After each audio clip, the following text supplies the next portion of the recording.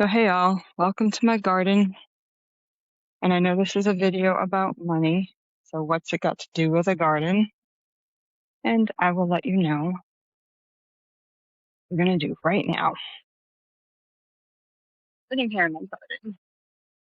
And even though this garden's not super fantastic right now, it will be. I expect it to be great. And I just planted it. So when you just plant a garden, and even though I didn't plant it from seed because I couldn't wait that long, I wanted something to see and something to know what I was watering, and that the birds didn't eat the seeds already before I was waiting for something to grow. Gardening takes time. It takes ongoing care, watering, fertilizing, weeding, all of the things.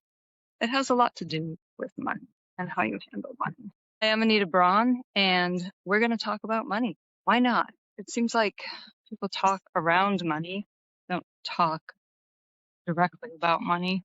You need to talk about it, because otherwise, how are you going to learn about it? And how are you going to make it happen for you?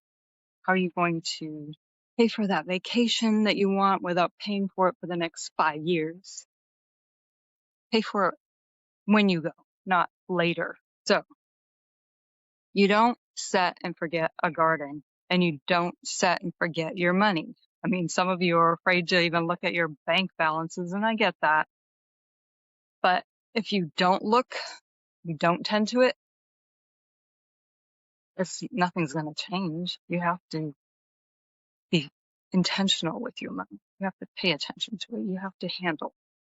The garden and your money both require patience, consistency, and attention. It's always a work in progress. It's never done. Gardening is never done. Even in the winter, it's like we got to mulch it. We got to protect the roots so it doesn't end when the flowers stop blooming. Now, in the beginning, whether it's gardening or handling your money, it takes effort. It takes real effort. You don't think that the ground was ready for all these plants, do you? I had to prep the ground. I had to rake it and shovel it and amend it and all the things. Like I said, you have to water it, weed it, protect it from pests. And with money, it's the same thing. You have to set up your accounts. You have to know where your money's going. You have to be intentional. I know we all get that impulse buy thing. It's like, oh, let's go buy this thing. It's like right at checkout and I'm going to just grab it. Or get a wild hare. And it's like, oh, I think this would be a great idea. Let's go put a swimming pool in our backyard. Whatever the thing is, it's like you have to be more intentional with your money and just not hope for the best. You have to pay attention to where it's going. You have to clean up bad habits. You know what they are. Are you gambling? Are you buying clothes that you never wear? Like, I'm trying to lose weight, so I'm going to buy this size 4 when I'm a size 8. Maybe someday I'll fit into it. Really? You might. I'm not saying you won't, but that's not the way to spend your money. That's not an intentional, useful use of your money at that point. Or you go buy shoes or purses or the things that, no, you're doing it to impress other people. Impress yourself. Impress yourself by having a lush bank account that you can then spend the money without worrying about it, that you really earned it, that you really saved for it, that it's not going to set you back. Pets in a garden quietly destroy progress. Many pests do the same thing. Let's talk about high interest credit cards. Do you know what your interest rate is on your credit card? If you don't pay it off every month, well, let me rephrase that. If you pay it off every month, your interest rate is 0. But if you don't, what is it? Anywhere from 25 to 30%. Do you know what that is costing you? The credit card statements actually tell you how long it's going to take you to pay off if you pay the minimum and if you don't add to it. So think about what that is. Another money pest is late payments. You get fees for that. Really? You want to throw an extra $35 at something that doesn't get you anything just for a late payment fee? Overdraft fees, the same thing. I had a client that had spent in 3 months, 4 months, $600 in overdraft fees. She didn't even have. It's crazy. Pay attention to your bank account. Pay attention to when you're supposed to be doing your payments. Put them on auto pay so that you don't get a late fee.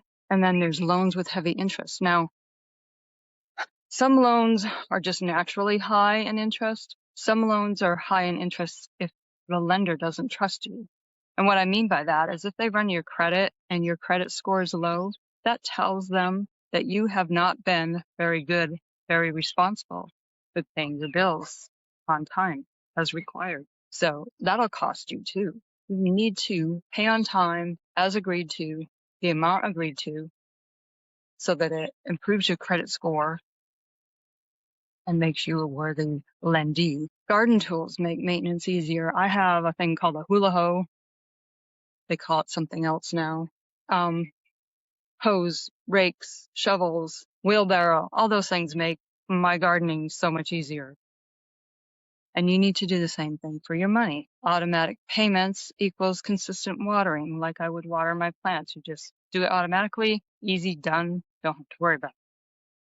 Automatic savings is like time release fertilizer for my plants. I can put it on there, it does its job. You put your money in savings, the interest compounds. It does its job, makes you wealthier. A beautiful garden takes time. I can't plant it today and expect beautiful, gorgeous, lush, full-grown, mature plants tomorrow. That only happens in Jack and the Beanstalk. So yeah, I got a few blooms, but the garden's not spectacular yet. I expect it to be. Same with money.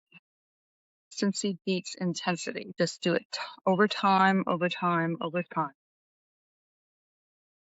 Adds up and it takes care of itself and you get out of debt. You just stay consistent. Don't say, oh, I'm going to throw $100 extra this month and then next month I'm going to be late on my payments. It doesn't help you in one way, shape, or form. And that was my dog stepping on the tripod. And you don't have to rely on willpower once your money's set up the way it should be to take care of itself. I mean, you still have to pay attention, of course. But so once the systems are in place, things start to grow. You're not scrambling. You're maintaining. You can sleep better at night. You don't stress about it all day long. You have your interest working for you and your savings instead of against you on high interest credit cards, and your money starts to grow on its own. Even a great garden faces storms. Now, a couple of years ago, we had Hurricane Helene come flying through here. Didn't expect it. We are way far inland from a hurricane, but it came. It came and just tore up a bunch of our trees. Now, I didn't have the garden at the time, thankfully, and I'm praying that this year we don't have another hurricane because I don't want my garden destroyed. Sometimes Mother Nature does its own things. Life throws financial hurricanes at us too. Job loss, car repairs, expected expenses. Healthy garden is more resilient. Healthy finances, meaning that you have an emergency fund so that you're not relying on a credit card and starting the cycle all over again. Like you have an emergency fund, you need new tires or your car breaks down, and you can afford the repair without going into debt again. That's what an emergency fund is for. If you lose your job, it's recommended that you save 3 months of your minimum expenses. Now, that means you might have to disconnect cable and things like that just for a short time. But as long as you have your minimum, your rent or your mortgage, your groceries and your gas and things like that that are covered at a minimum, you'll get by and you'll get through it without going into debt. You're not wiped out, you recover faster, you move on, life is good. So think about this. I'm looking forward to a gorgeous garden in about a year or two. Hopefully nothing eats it down to the nubs. Yeah, some of these things I just can't. I have deer, I have rabbits. I got to pay attention. I have a big dog. Hopefully she can keep them away. Anyway, so I'll have peace, beauty, and enjoyment from my garden. It just gives me joy and pleasure to garden. But with money, you'll find stability, confidence, and control. How important is that? How comfortable would that make you feel to know that your money's working for you, that you can do the things you want when you want because you have the finances to do that? Now, my suggestions to you is start today. Even small steps count. You'll be glad you did because, like I said, in my garden, I've planted things a few years ago and I haven't shown you that yet, but I have some beautiful stuff growing up next to my house and I'm amazed and I'm happy about it. And that will be you, your money. If you start today, set up some accounts, one for your emergency savings, one for longer term savings. Maybe you want a vacation account. And while you're doing that, pay off your debt. Find a system that works for you that will get your debt paid off. Now, I can certainly help you with that if that's something that you want to do. You want to work with me. But your future you will be happy that you did all of that. Don't look back wishing you had planted sooner. Start today. Time is something you don't get a do-over on. 10 years from now, you're going to say, oh crap, I should have done that. Well, you can't get those 10 years back. And that's a lot of compounding interest that you lost by doing that, by waiting. So I want to end with, if this video helped you, please tell me how in the comments. If you have money life questions, ask those in the comments and I'll answer them directly or through a new video. To be notified of new videos, please subscribe. Let your friends know about this if this is helpful to you. It may be helpful to them. And if you'd like to know more about me or would like to work with me, see the links in the description.